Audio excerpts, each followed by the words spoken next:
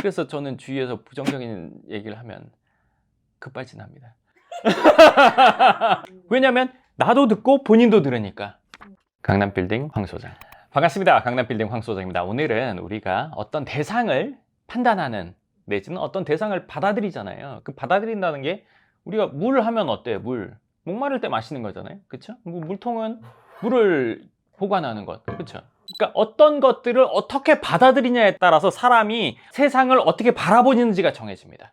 이게 좋다 나쁘다라고 한번 정해지면 이거를 바꾸기가 매우 힘들어요. 근데 어릴 때부터 친구 생각해봐요. 서로 싸우고 어쩌고 해도 다시 얘랑 친해져서 쭉 가는 경우가 많잖아요. 한번 어떤 대상을 어떻게 인식하느냐가 엄청 중요해요. 근데 좋은 것과 나쁜 것이라는 거는 사실은 정해져 있어요. 예를 들면 건강에 좋은 것이 있고 나쁜 것이 있잖아요. 운동? 좋아요. 건강식 좋아요. 불량식품, 냉동식품, 튀김 안 좋아요. 이 정해져 있죠. 근데 요즘 세상은 말로 교묘하게 해서 안 좋은 걸 좋게 표현하기도 하고 좋은 걸 나쁘게 표현하기도 합니다. 그렇게 표현한 걸 아직 개념이 안 잡힌 사람이 듣잖아요? 그러면 좋은 걸 나쁘게 생각하고 나쁜 걸 좋게 생각합니다. 그래서 세상을 그러한 눈으로 바라봅니다. 열정, 나쁜 거예요? 좋은 거예요? 좋은 거. 좋은 거죠.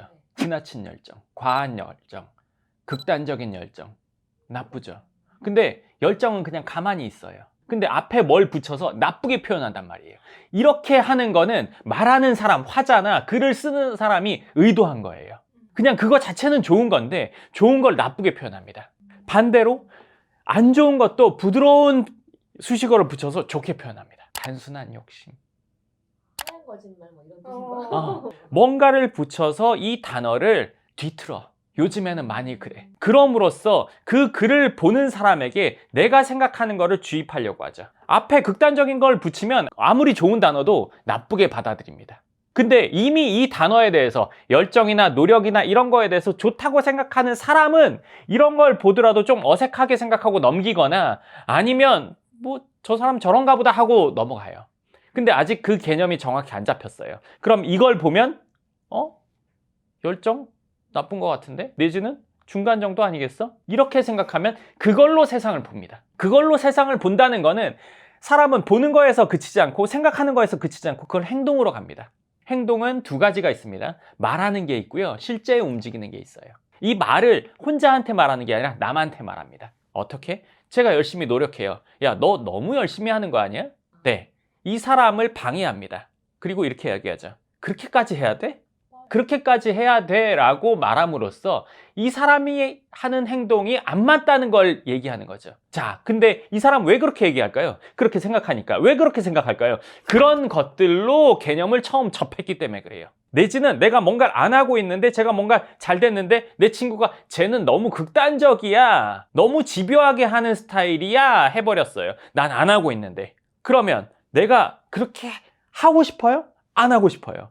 근데 여기서 하나, 이 사람도 그렇게 표현하면서 자기가 안 된 이유를 자기한테서 찾지 않고 쟤는 너무 심하게 하는 거야 하면서 나는 그렇게 안 할 거야 라고 얘기하는 건 똑같거든요. 근데 그걸 얘가 들었어요. 얘도 안 하게 됩니다. 자, 이런 데서 이 두 사람이 친구일 수도 있고 지인일 수도 있지만 부모 자식일 수도 있어요. 그런 말을 계속 들으면 그런 거에 대해서 부정적으로 생각합니다. 사람들 요즘에 반성문 같은 거 쓸 때 그렇게 많이 쓰죠. 나쁜 행동한 걸 가지고 좋은 수식어, 나는 잘 몰랐다는 그런 순수한 욕심 이런 걸로 중화시키죠. 자, 근데 이 얘기를 왜 하는지 한번 생각해 볼까요? 제가 오늘 저희 채널은 성장에 대해서 얘기하고 돈에 대해서 얘기합니다. 지나치게 많은 돈, 너무 많은 돈, 돈 많다고 뭐 안 된다. 네, 이게 돈을 다 안 좋게 표현하는 거죠. 사람이 돈이 너무 많으면 으로 시작하는 말들, 그 문제는 돈이 없어도 일어납니다.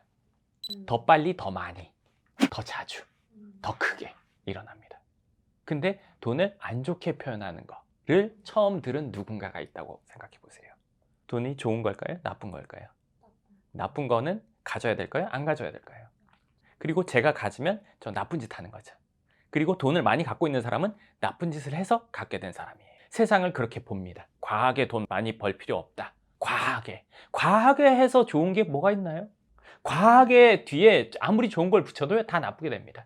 그거는 내가 그렇게 이미 인식을 갖고 있는 것 뿐이에요. 안 좋게. 그 단어 아니면 어떤 대상은 그 대상으로서 좋고 나쁘고가 대부분 정해져 있습니다. 물론 중간적인 것도 있지만 대부분 정해져 있습니다. 좋은 거, 중간, 나쁜 거 그냥 정해져 있어요. 물도 무조건 좋아요? 목마를 때 마시면 좋아요. 과하게 먹으면요 방광 탈라요. 제가 화분을 잘 키우거든요. 어제 화분을 4개를 샀어요. 근데 새로운 곳에 놓을 화분 2개랑 기존에 있는 화분이 2개가 죽었어요. 왜 죽었을까요? 과습. 네, 물을 자주 줘서 죽었어요. 네, 간단히 말하면 제가 이제 원래 화분을 꽤 오래 잘 키우거든요. 근데 처음에 그 화분을 사면서 물 줘야 되는 양을 이번에 사면서 들어보니까 그 저한테 판 사람이 한 3-4배 많이 말했어요. 그래서 전 그렇게 주다 보니까 죽은 거예요. 그러면 그 화분에 물이 좋은 거예요, 나쁜 거예요? 그쵸? 과습을 했어요. 너무 많이 줘서. 근데 본질적으로 물은 나쁘다고 보기 어려워요. 기본적으로 좋은 거예요. 사람이 사는데 필수죠. 근데 물론 나무한테 그렇게 오남용한 거죠. 돈은 적당히 있으면 돼. 너무 많은 돈은 필요 없어. 과하게 돈 벌려고 애쓰지 마. 그런 말을 많이 쓰는 사람은요, 절대 돈과 가까워지지 못합니다. 근데 왜 만수를 부러워합니까? 근데 왜 부자들 부러워하죠? 그쵸? 이게 상반된 거란 말이에요. 나도 돈 있으면이라는 얘기를 하면 안 돼요. 그런 말을 하는 사람은. 부자는 기본적으로 돈을 좋아하는 사람이에요. 기회만 있으면 더 벌려고 내지는 더 성장하려고 생각하는 게 사람이에요. 돈이 있는 사람은. 근데 이분은 돈을 나쁜 거라고 절대 생각하지 않습니다. 반대의 개념으로 받아들인 분들, 돈에 대해서 폄하하고 안 좋게 얘기하고 많이 필요 없다고 얘기하고 이거 다 위선입니다. 솔직히 말해서. 본인도 더 많은 돈을 준다고 하면 바로 자리를 옮기고 할 거예요. 그렇기 때문에 만약에 내가 이쪽 개념으로 돈이나 아니면 어떤 대상들을 바라보고 있다. 내가 말하는 말투에 아니면 누군가랑 통하는 말에 제가 아까 했던 그런 형태의 문장 내지는 단어를 쓰고 있다면 이거는 잘못된 겁니다. 이 상황이라면 이걸로 바꿔야 됩니다. 생각을 바꿔야죠. 이쪽으로 가야 성장이 됩니다. 근데 아주 다행스럽게도 저희 채널은 대부분 여기 있는 분들이 보시기 때문에 이 얘기를 해드리는 거예요. 왜? 우리가 왜 성장을 추구하고 돈을 더 벌려고 하는지 그 이유를 알려드리는 거예요. 어렸을 때 분명히 내지는 커가면서 그 돈이라는 거 아니면 좋은 그 것들에 대해서 제대로 개념이 잡힌 거예요. 그러니까 얻고 싶고 성취하고 싶고 획득하고 싶고 도달하고 싶은 거죠. 근데 이거를 우리 자녀에게도 똑같이 물려줘야죠. 이런 개념을. 물론 이분들 그렇게 좋게 말하실 거예요. 근데 조금 더 신경 써주면 조금 더 빠르게 아니면 좀 더 좋게 개념을 잡게 해줄 수가 있어요. 물론 내 가까운 친구들, 지인들, 뭐 형제들 이쪽에 있는데 내가 바꿔주고 싶은 분들이 있을 수 있어요. 이건 안 됩니다. 이분이 직접 마음 먹고 하려고 하기 전에는 이분을 누군가가 어떻게 해줄 수가 없더라고요. 그렇기 때문에 우리는 어떤 대상을 볼 때 수식어를 보지 말고 이 대상 자체를 놓고 판단해야 됩니다. 물론 이 대상이 좋게 쓰일 때도 있고 중간적일 때도 있고 안 좋게 쓰일 때도 있어요. 근데 보편적으로 어떠냐를 봐야죠. 물론 돈도 나쁜 놈이 뭐 범죄하는 데 쓰면 나쁘게 쓰이죠. 근데 보편적으로 어떻게 쓰이냐.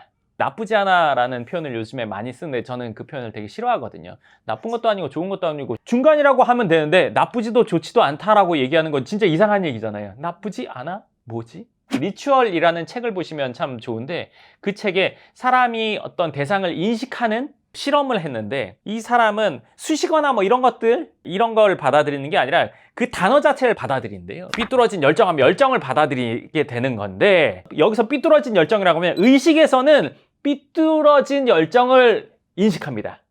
의식적으로는. 무의식적으로는 삐뚤어진 빼고 열정만 인식합니다.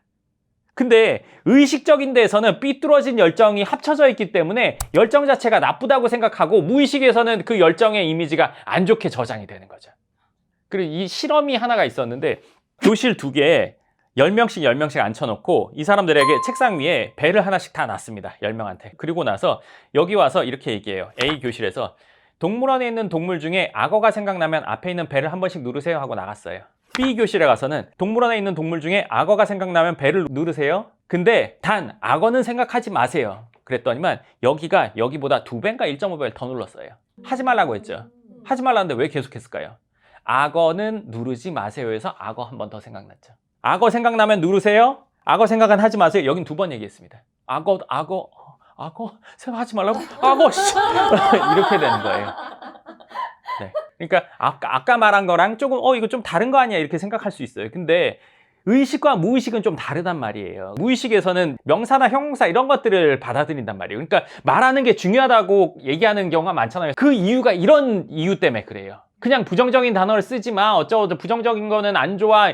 그냥 안 좋은 게 아니에요. 이런 이유 때문에 안 좋은 거예요. 무의식에 계속 쌓인다니까요. 삐뚤어진 열정, 열정은 삐뚤어진 것 같은데, 과한 돈은 안 좋은 거야. 돈은 좀 안 좋은 것 같은데, 그거를 인식시킬 필요가 없죠.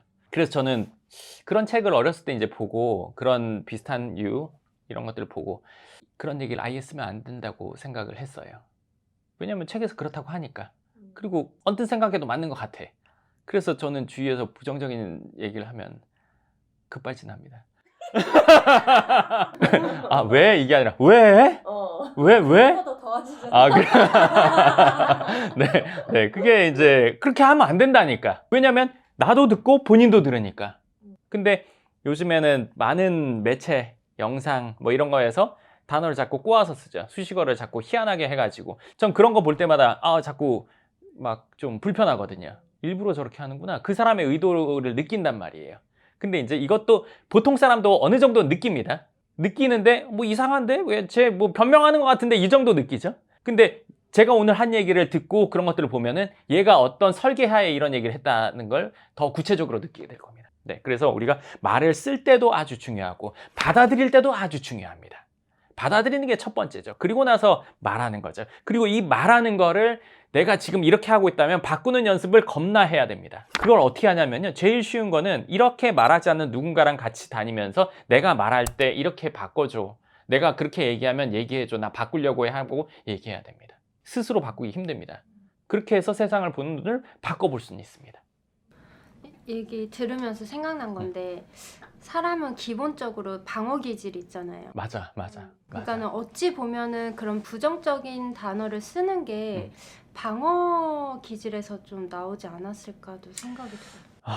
맞아. 방어 기제가 있는데 이렇게 보시면 됩니다. 그러니까 방어 기제라는 거는 내가 어떤 상황이 됐어. 뭐 여기서 더 높은 사람도 있고 더 낮은 사람도 있겠죠. 그런데 예를 들어서 내가 여기에 머무를 거야 하면 방어 기제가 나옵니다. 올라갈 거야 하면 그 사람을 닮으려고 합니다. 궁금해하고. 예를 들면 초등학생인데 이제 줄넘기 시작했어요. 근데 뭐 1학년인데 뭐 해봐야 뭐 4, 5개 해요. 근데 2학년 위에 형이 한 30개씩 해요. 그러면 그렇게까지 굳이 줄넘기를 많이 해야 될까요? 한 번에 30개씩 해야 될 이유가 있나요? 뭐 손목 관절이나 나빠지고 무릎 관절이나 나빠지지 그렇게 줄넘기 많이 하다가 50, 60 되면 관절염으로 고생해요. 네, 이런 얘기는 안 하잖아요. 돈에 대해서 이런 얘기 대부분 합니다. 이 친구는 저렇게 될 생각이 없어요. 그래서 그렇게 얘기하는 거예요. 근데 세계하는 이 학생이 30개 하고 싶으면 가서 물어보겠죠. 형, 나 3개밖에 못 하는데 형은 어떻게 30개 하는 거예요? 물어보겠죠. 방법을. 야, 너 너무 줄을 길게 잡았어. 좀 짧게 잡아야 돼. 형, 요 정도요? 아니야, 그거보다 좀 짧게. 해봐. 형, 저 태어나 처음으로 4개 했어요. 눈이 이만해지면서 4개 했어요. 맞아. 너 잘했다. 5개도 할 수 있을 거야. 집에 가서 한번 연습해봐. 집에 가서 연습하다가 한 8개 했어요. 얘 그날 잠 못 잡니다. 이게 성장이에요. 이 사람은 이 사람을 추구합니다. 하고 싶어라고 생각하면 배우려고 합니다. 배울 게 없는 사람은 멈춰 있는 거죠. 어떤 걸 추구하냐에 따라 달라지죠. 발전할 의지가 없는 사람을 발전하게 할 수 없습니다. 10으로 발전하려고 하는 사람을 30, 50으로 발전시킬 수는 있습니다. 그렇지만 할 생각이 없는 사람은 1도 발전시킬 수가 없어요. 그렇기 때문에 우리가 스스로도 변화될 수 있지만 내가 아직 그런 개념을 갖고 있지 않은 후배나 아니면 뭐 애들이나 이런 친구들은 제대로 된 개념을 잡게 해줄 수가 있습니다. 내가 물론 이쪽에 있는 사람이라도 내 자녀나 사촌 동생이나 아니면 조카들은 어느 쪽에 있는 게 좋다고 생각하세요? 물론 시기 질투심이 심한 사람은 여기 생각할 수 있어요. 그렇지만 내 자녀라면 이쪽 가는 게 더 좋겠죠. 그렇기 때문에 사람은 첫 번째로 자기를 변화시킬 수 있고 두 번째로 아직 그런 개념이 없는 사람을 잡게 해줄 수는 있습니다. 그리고 저희 채널을 보는 많은 성장하는 분들은 대부분 여기 있을 겁니다.